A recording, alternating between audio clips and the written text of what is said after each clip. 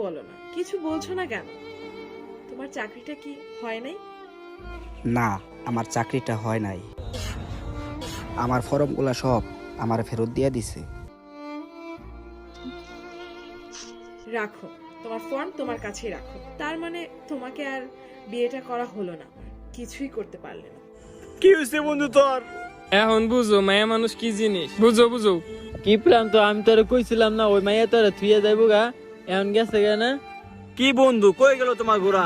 কি চলে গেছে না?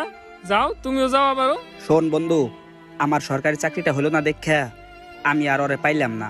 ওর বাবার স্বপ্ন ছিল কোনো সরকারি চাকরিজীবী ছেলের সাথে ওর বিয়েটা দিবে।